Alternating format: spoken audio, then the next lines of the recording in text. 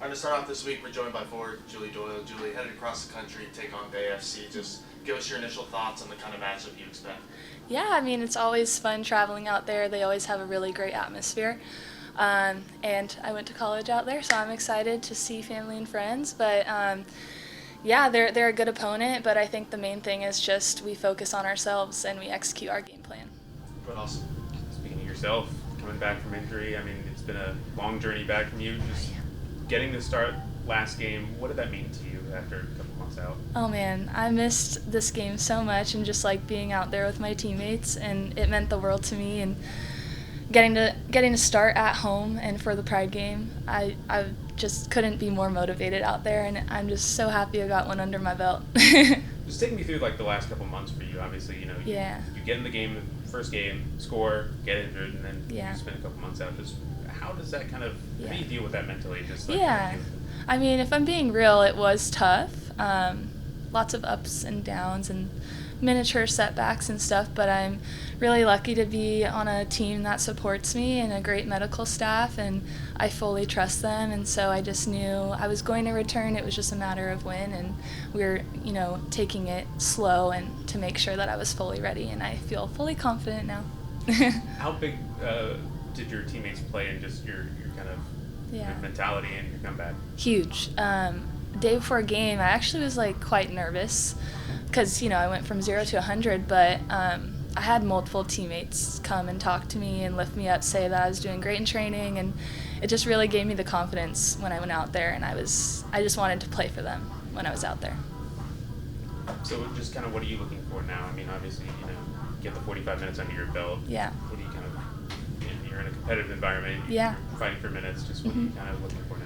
Yeah, I think for me, I'm just focusing on getting better every training, and if I do get minutes in a game, just giving it my 100% effort every single time, and whatever the team needs me to play, I'll play.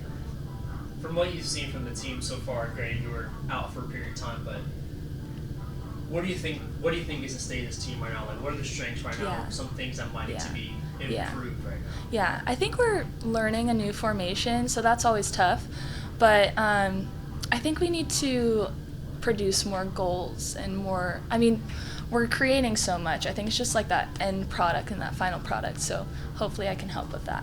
Have you seen teams kind of change how they play, all being the defending champs and always kind of hunting you on everything? Yeah, I mean, I feel like every single team that we've played up to this point is playing the game of their lives, like throwing their body on the line, which is awesome for them, but it makes it really hard for us to score goals. But just like a lot of teams are sitting back, we're having to break down a low block, so we just got to figure out how to pull them out.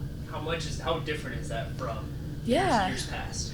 It's different because a lot of our goals, we were able to expose people on transition, and like there was more open spaces, so when people sit, we have to like change our game a little bit, but we're able to do so. Not only with you coming back from injury, but the team 2 more matches until a very long international break. How do you kind of approach that, and how does the team approach that with only a couple of games left until there's a long relapse until you guys are back? These next 2 are super important for us. We want to sit at the top of the table, and we're just going to take it one game at a time, and then we can focus on our break, which is a much-needed break for us. How do you use – last year, the team was in a similar position, being high at the table at this point in the year. How do you kind of use lessons from last year and how last year ended for this point now in this season? Yeah, I think to repeat myself, something that worked for us was just focusing on each game individually and not looking too far ahead, and I think we just need to return to that and take every single game and do our best. Jill, I just wanted to ask you about last game. Obviously the emotions of playing your first minutes, but the end of the game, Corey scoring with the last kick of the game, and Kylies 100th. I mean, just take me back to that moment and just what were you feeling on the bench seeing that go in? Man. I mean, I love being a part of this team because we just don't quit, and I knew that we were going to get one at the end. I had no doubt because we were just on them, and I'm just really proud to be a part of this team and to have known Kylie.